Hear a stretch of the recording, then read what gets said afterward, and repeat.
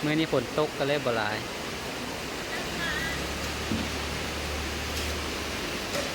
เทิงปอกเทิงขายทางนี้ก็ได้ซื้อสิ้นหมู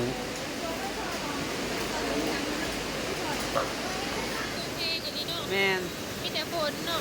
ล้นเลยจับน้ำ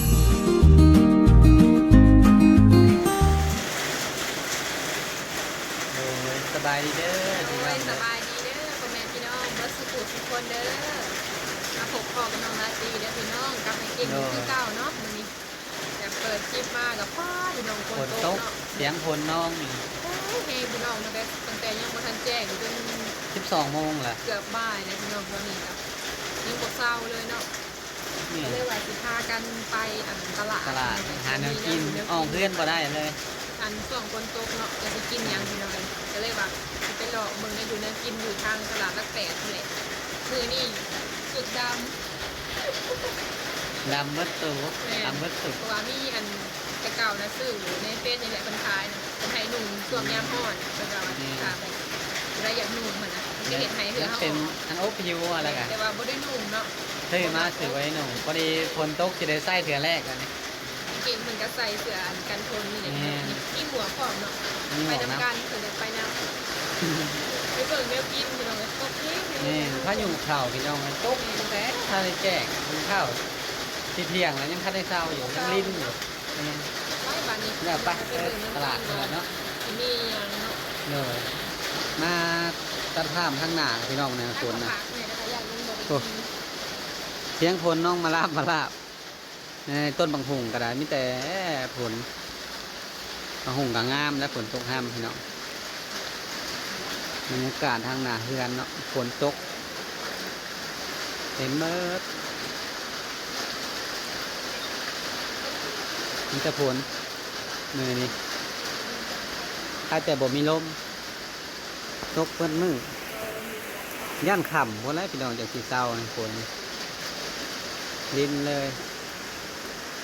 น้องนาตีเพิ่นกำลังเกียมรถ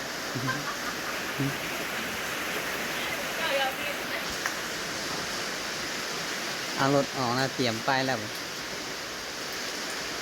ไปเลยบอกเอาสิทาอันประตูนั่งรถออกมาข้างนอกเลยพี่น้องไอ้บ้านนี้ไปพ่อกันอยู่ตลาดพุ่นแหละแมนโอ้น้ำไหลมาไปบ้านนี้มาฮอดตลาดเลยพี่น้องเลยกำลังมาผักรถ ฝนตกนี่ไง โฟกัสครับ ตัวนี้โทรศัพท์ตัวหนึ่ง ฝนตกเนี่ยฝนนะมากับเปียกว่าเนี่ยสุดก็ไม่ได้เปลี่ยนเลย ไป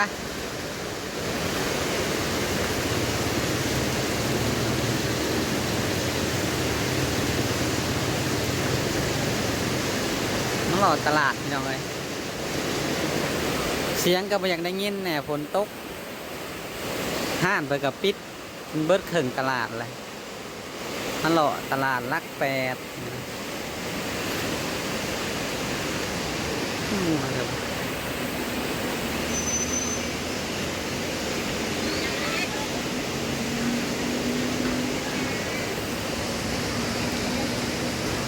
หัวเป็นอายสุดเพิ่น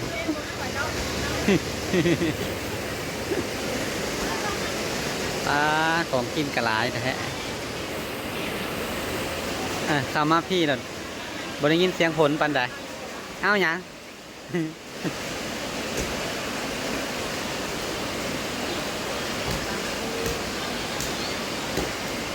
โมกล้าใส่ชุดดำเลาะตลาดได้อายอยู่หัว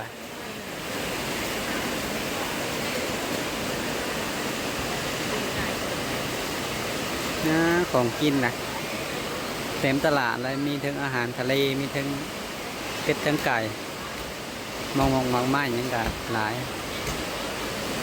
ก็เพิ่นเลาะหาซะเจ้าชิเพชรยังกินน่ะ พอดีทางอ้ายเพิ่นให้เงินมาซื้อว่าสิไปเห็นจุ่มจีน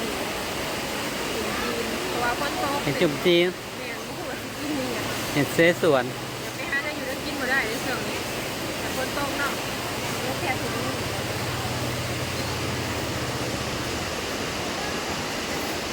ครับเบิ่งเครื่องเป็นสิซื้อจักสิซื้อหยังนี่ คนกับบ่อยากหลายในฝนตก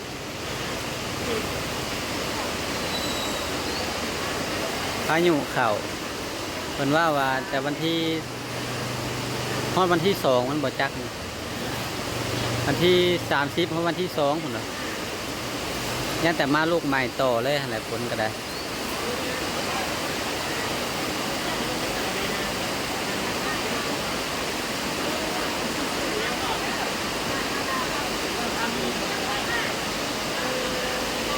เสียงของ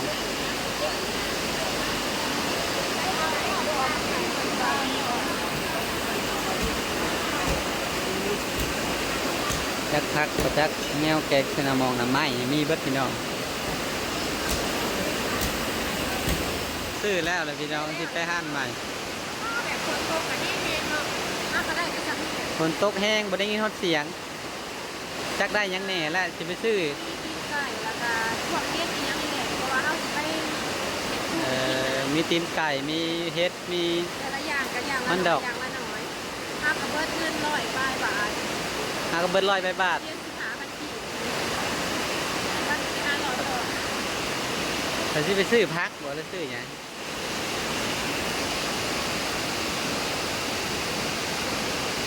อ่าของกินพัก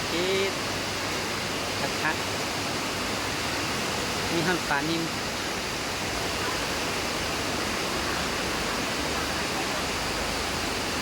ซื้อหยัง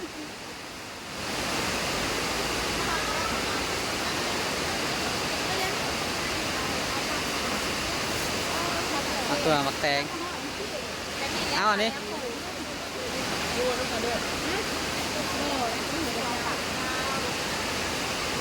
ตัวจักได้ยินเสียงหรือบ่เนาะอ่า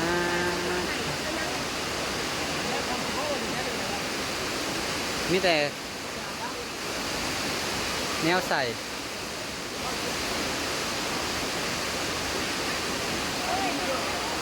แต่คนซื้อหยังมาขั่วงามพี่น้อง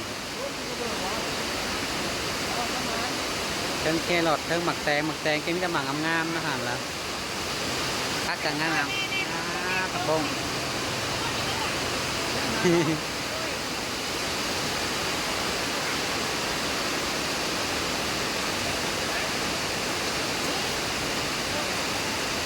แรงงามๆนะเปลืองห่านแล้ว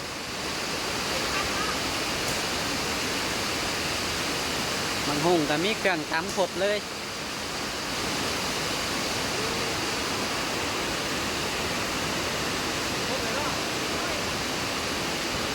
นี่มีเลยบอก จะเอาอย่าง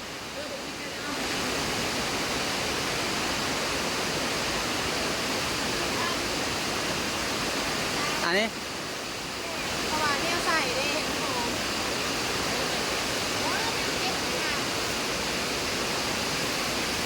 หมักแตงงามเนาะหันแล้วนะจะหมักอีกอย่างแบบทอกันเลยหมักแตงแล้วนะ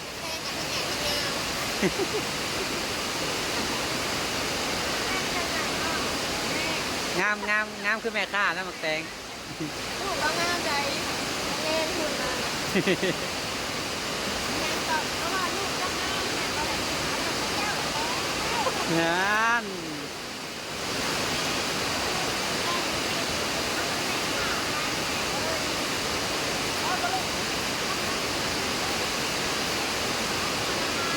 โหดพี่น้องเอ้ยแห้งๆขึ้นพูด แจ้งที่มาว่าตอนนี้เนาะ แน่น ไม่ใส่กาหน้านี่อาจจะบริยินเสียงคนใดเนาะที่จะเห็นภาพข้างนอก ผลนะพี่น้อง คนตก นี่เหล็กผล เสียงกับเสียงดีคนใดเพราะว่าคนมาบ่ได้เนาะแต่ได้คนตก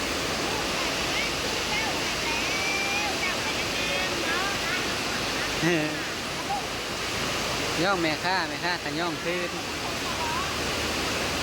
มาซื้อน้ำลาดตลอดพี่น้องไงก็เลยลืมกัน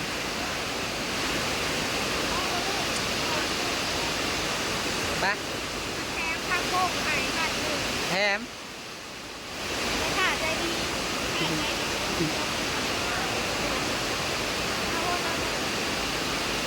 ได้ยินแต่เสียงฝน ให้มันได้ต้นไหม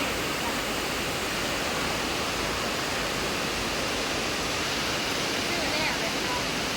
จะพักก็พักเนาะเสียคนที่พักที่จะพัก มีแต่พักมัน หาเนี่ยกินมาได้เด้ชื่อพักคนตก พยายามว่าเสียงดังๆเอาเพราะว่าบ่ได้ยิน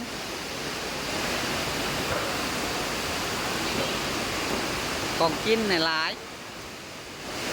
แต่ว่าคนเนี่ยบ่หลายปานใดคนมาซื้อนี่มีแต่แม่ค้าเพราะว่าคนตกขึ้นมาบ่ได้ มีเทิงหน่อไม้มีเทิงเฮ็ดปวก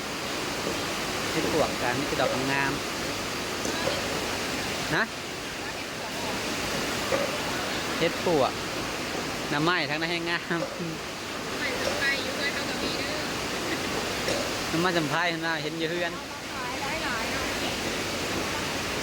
จะซื้อหยัง ถ้าสิเอาเนี่ย ขายซีนทางนะขายหมูขายเป็ดขายไก่มาทางนี้เป็นโซนพัก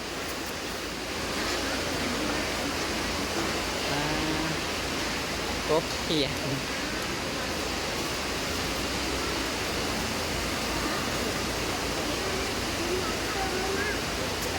ซื้ออย่างเลยบ่มีแนวซื้อ หลายเดี๋ยวมาขาย แม่น ด้วยเนี่ย เครื่องแกงหน่อไม้แต่เครื่องแกงหน่อไม้ คือร้ายแต่จะชีวิตเด็กพักเพจสเก็ตลงไม้ แม่นมันจะแนวแกงคือหน่อไม้ยามนี้หน่อไม้ออกยามนี้เฮ็ดก็ได้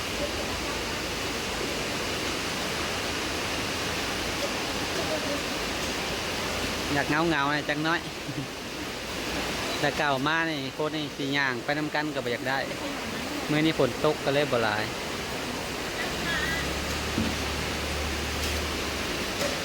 ทั้งปอกทั้งขายทางนี้ก็ได้ จะรวยค่ะล่ะ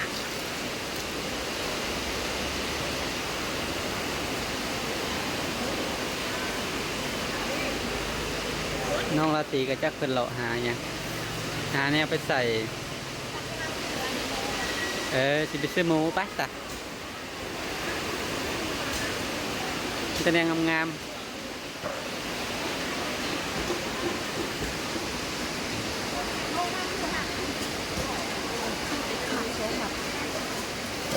มาเลาะตลาดพี่น้องไอ้มือนี้แต่ละมือเราไปแต่ทางอื่นออกไปหาอยู่หากินกับข้าวปลาหน่อไม้มื้อนี้เข้าตลาดมื้อนี้ไปซื้อสิ้นหมู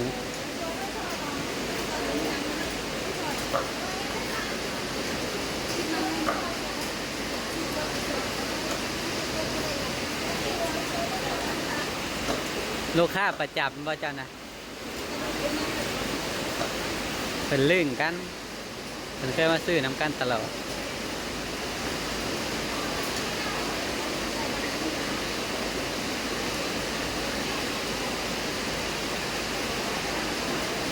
เบิ่งสายฝนพี่น้องใส่สุดมากะมาจนบ่อยากได้ฝนตกแห้งกระเสื้อเสื้อกันฝนก็ยังเปียกคุณพระเขาติดหมูงามๆ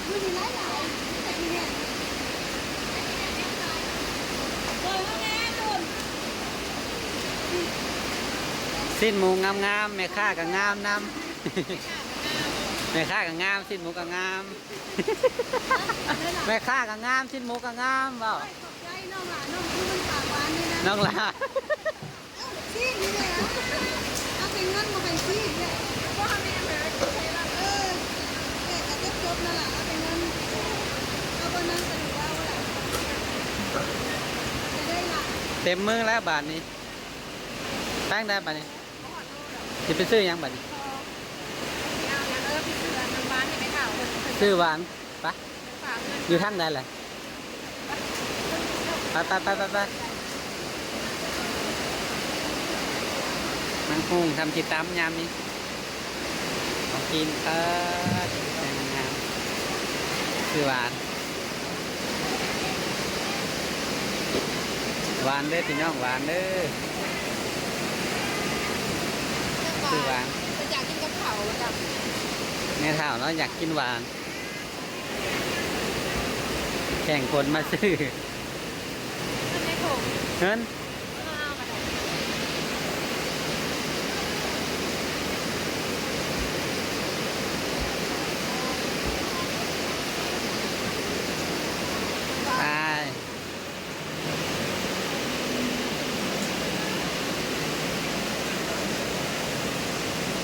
เข้าตลาดครบเบิด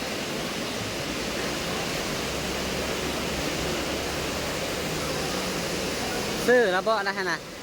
ดอกไผ่ให้เราเนี่ยซื้อแล้วซื้อเบิดแล้วเครื่องป้าจ่ายไปซื้อให้เราซื้อดอกไผ่ให้เราไปเกือบลืมนะได้หาเราสั่งมา3 มื้อ 4 มื้อเลยมื้อใดก็ลืมมื้อนั้น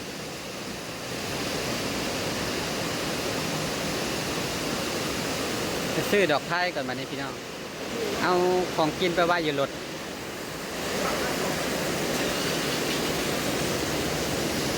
ก็สิเบิดมื้อผลมื้อนี้ก็ได้ถูกอันนี้เป็นบ่อนผากรถนะผากรถกับเทื่อหนึงก็2 มัดกีบบ่หลายดอกเอาไว้รถก่อนบ่ดอกไผ่แถวในนี่เด้รอเบิ่งแถวในสิก่อนจักว่ามีอยู่จักรอเบิ่งก่อน ดอกไม้หั่นจีนนะพี่ มีอยู่ หั่นจีนได้แล้วที่ดอกเลยพอดีเบิร์ดช่วงเบิร์ดนี่มาแสนปลาย รวม 200 บาทบาท รวมเบิดประมาณ100,000 ปลายกีบ พอดีก็ป้ากันอยู่เพื่อนเนาะก็ได้เท่านี้มันจะอยู่ก็เลยแบบมีเงินก้อนหนึ่งก็เลยหันเงินแล้วออกมาซื้ออยากกินมันเป็นคนกระโต๊ะเนาะก็เลยว่าที่ป้ากันเห็นอยู่เลยกินอยู่เพื่อนกับคนนี้เอาหมดโลดอกเพราะว่าถ้าโลหนึ่งก็80คือแสนหนึ่งเลยโลละ2คนเนี่ยเพิ่นจะเตรียมให้หลายเลยว่าเขาเคยมาขายหมูยาน้ำเพิ่นนะไปแถมให้ โดย ว่าไปก่อนเนาะ แมนเอาไว้ก่อน เสียงบ่ดังบ่ได้ยินแต่เสียงน้องก็ขออภัยนะพี่น้องเลยฝนตกกระโดดไม้ก็บ่ได้ใส่เนาะฝน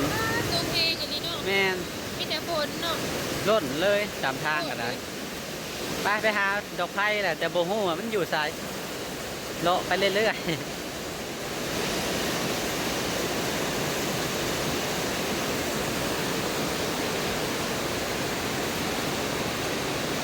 ตั้งแต่เครื่องสำอางทางนี้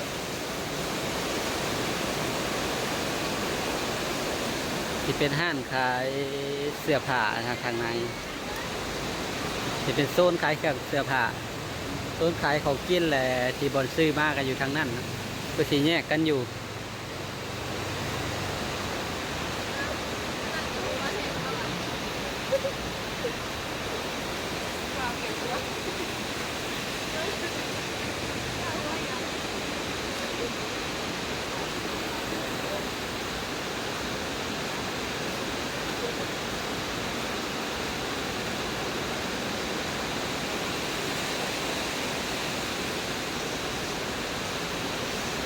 โดนที่ได้พากันมาเลาะแนวนี้นะส่วนหลายมีแต่ใบว่ามาซื้อแล้วกับเมื่อซื้อแนวกินมาในได้พากันอย่างเลาะตลาดเป็นกระหากระสั่งบ่ได้โดนพี่น้องแต่เก่าก็ถ้าได้ใหญ่ปานนี้บ้านนี้ก็ใหญ่เติมแล้วเพื่อเพิ่นเห็นหลังคาเห็นห่างหยังใส่คนก็มาเสาขายเครื่องหลายแต่กี้เครื่องสิบ่หลายปานนี้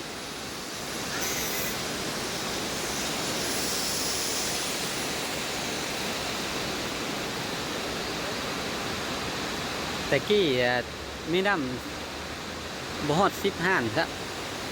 มาทางนี้ก็ปิดฝนตกแล้วก็ปิดหลายห้านเติมฝนตกคือสิแม่นไปก็เฮือนอยู่ไกลมาบ่ได้หาเลาะเบิ่งดอกไผ่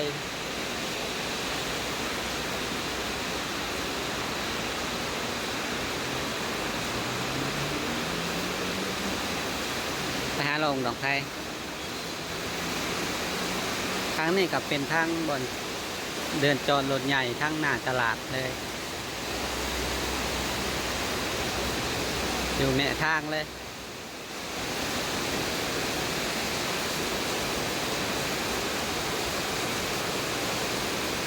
นี่วะ